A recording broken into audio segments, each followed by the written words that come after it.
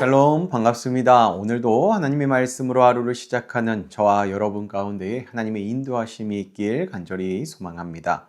한 가지 광고 드립니다. 다음 주 월요일인 25일은 공휴일로 말씀 식탁이 쉬는 점 참고해 주시기 바라며 개인적으로 경건 생활에 임해 주시길 바랍니다. 이상입니다. 오늘 말씀은요. 요한복음 7장 14절에서 24절까지의 말씀입니다. 요한복음 7장 14절에서 24절까지의 말씀입니다. 함께 읽도록 하겠습니다. 이미 명절의 중간이 되어 예수께서 성전에 올라가사 가르치시니 유대인들이 놀랍게 여겨 이르되 이 사람은 배우지 아니하였거늘 어떻게 그를 아느냐 하니 예수께서 대답하여 이르시되 내 교훈은 내 것이 아니요 나를 보내신 이의 것이니라. 사람이 하나님의 뜻을 행하려 하면 이 교훈이 하나님께로부터 왔는지 내가 스스로 말함인지 알리라.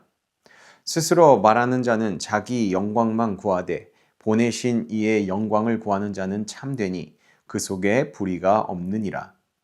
모세가 너희에게 율법을 주지 아니하였느냐? 너희 중에 율법을 지키는 자가 없도다. 너희가 어찌하여 나를 죽이려 하느냐? 무리가 대답하되 당신은 귀신이 들렸도다. 누가 당신을 죽이려 하나이까? 예수께서 대답하여 이르시되 내가 한 가지 일을 행하매 너희가 다 이로 말미암아 이상히 여기는도다. 모세가 너희에게 할례를 행했으니 그러나 할례는 모세에게서 난 것이 아니요 조상들에게서 난 것이라. 그러므로 너희가 안식일에도 사람에게 할례를 행하느니라. 모세의 율법을 범하지 아니하려고 사람이 안식일에도 할례를 받는 일이 있거든. 내가 안식일에 사람의 전신을 건전하게 한 것으로 너희가 내게 노여워하느냐. 외모로 판단하지 말고 공의롭게 판단하라 하시니라. 아멘. 사람들은 일반적으로 보통 겉모습을 보고 사람을 판단합니다. 어디 출신인지, 또 얼마나 배웠는지, 또 어떤 배경을 가졌는지 보지요. 그러나 하나님께서는요, 중심을 보는 분이십니다. 오늘 본문 속 예수님도 사람들에게 오해를 받으셨습니다. 예수님께서 성전에서 말씀을 가르치시자 사람들은 놀랐습니다. 본문 15절에 보면 이렇게 말합니다.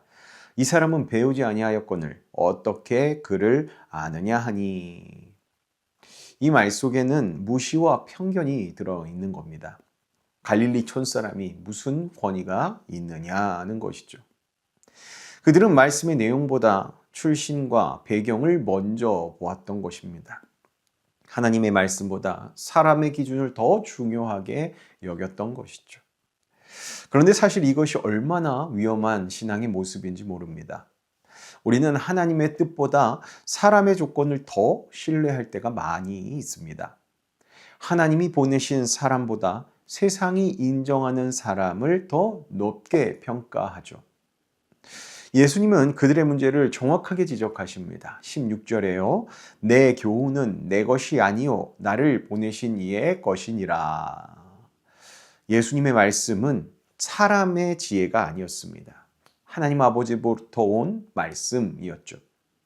예수님은 자기 영광을 위해 말씀하지 않으셨습니다. 오직 하나님의 영광을 위해서만 말씀하셨죠. 여기서 우리는 아주 중요한 영적 원리를 하나 발견하게 됩니다. 자기 영광을 구하는 사람은 하나님의 뜻을 왜곡합니다. 그러나 하나님의 영광을 구하는 사람은 진리를 붙듭니다. 당시의 종교 지도자들은 율법을 말했지만 사실은 자기 권위를 내세우고 있었습니다. 율법을 이용하여서 사람 위에 군림하고 하나님보다 자기 체면을 더 우선시하는 사람들이었습니다.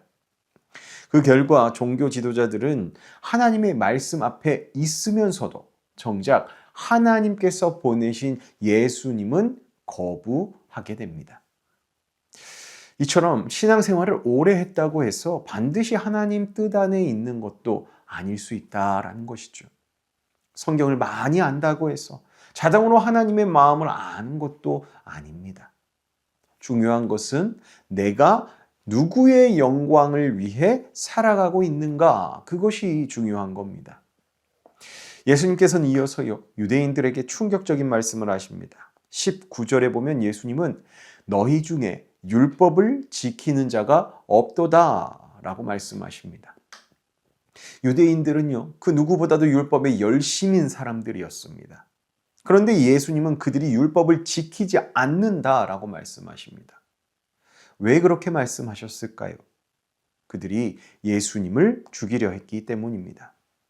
분명 살인하지 말라는 율법을 말하면서 정작 하나님의 아들을 죽이려 했던 것이죠.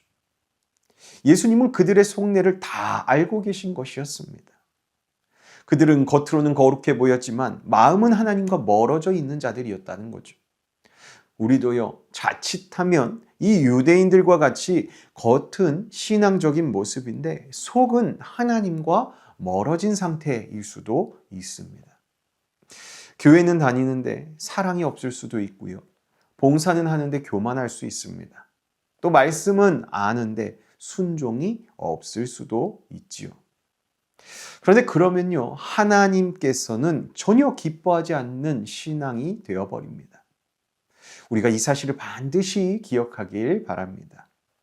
또 이어지는 장면에서 유대인 무리는요, 예수님께 이렇게 말합니다. 20절에 보면요, 당신은 귀신 들렸도다 라고 말합니다. 참 놀라운 장면이죠. 예수님은 치유와 회복을 일으키시고 생명을 살리시는 분이었습니다. 그런 분을 향하여서 지금 귀신 들렸다라고 이야기하는 겁니다. 빛을 어둠이라 하는 것이고 진리를 거짓이라고 말하는 것과 똑같은 짓을 하고 있는 겁니다. 그들의 편견과 교만이 그들의 영적인 눈을 완전히 막아버린 것이죠. 사람은요, 마음에 미움이 자리 잡으면요, 진리도 왜곡해서 보게 됩니다. 그리고 또 자기 욕심에 사로잡히면 하나님의 뜻을 불편하게 여기기도 합니다. 왜 이런 일들이 일어나는 걸까요? 이미 마음이 굳어졌기 때문입니다. 이런 유대인들에게 예수님은 그들의 모순을 드러내십니다. 21절 이하의 내용이 이렇습니다. 유대인들은 안식일일지라도 할례는 허용했습니다. 율법을 지킨다는 명분 아래 예외를 인정했던 것입니다. 그러면서 그들은 예수님께서 안식일에 병든 사람을 회복시킨 것은 정죄했습니다. 그들이 왜 그러는 걸까요? 율법의 문자만 붙들고 하나님의 마음은 놓쳐버렸기 때문입니다. 하나님께서 원하시는 것은 사람을 회복시키시고 다시 일어서게 하는 것입니다. 그리고 사람을 정죄하는 것이 아니라 사람을 살리는 것을 하나님은 원하시죠. 그래서 예수님은 마지막에 이렇게 말씀하십니다. 24절입니다. 외모로 판단하지 말고 공의롭게 판단하라. 성도 여러분, 우리도 외모로 또 겉 배경으로 사람을 판단할 때가 많습니다. 겉모습으로 그렇게 사람을 평가하기도 하고 내 기준으로 옳고 그름을 재단하기도 합니다. 그러나 하나님께서는 중심을 보시는 분이십니다. 또한 우리는 형식에 붙잡힌 그러한 신앙 안에 남아있으면 안 되고요. 오직 하나님 마음 안에 사로잡힌 그러한 심령이 우리 안에 있어야 될 줄로 믿습니다. 그래야 우리 안에 하나님의 마음이 내 마음 가운데 임하게 되기 때문이죠. 그리고 때로는 우리가 말씀보다 체면을 더 붙들기도 하고요. 사랑보다 정죄하기를 더 앞세울 때도 있습니다. 그런데 오늘 예수님은 우리에게 묻고 계시죠. 너는 누구의 영광을 위해 살아가고 있느냐라고 말이죠. 분명한 것은 하나님의 영광을 구하는 사람은 사람을 살립니다. 그리고 하나님의 영광을 구하는 사람은 진리도 왜곡하지 않습니다. 하나님의 영광을 구하는 사람은 말씀의 문자만이 아니라 하나님의 마음을 알고 하나님의 마음을 붙듭니다.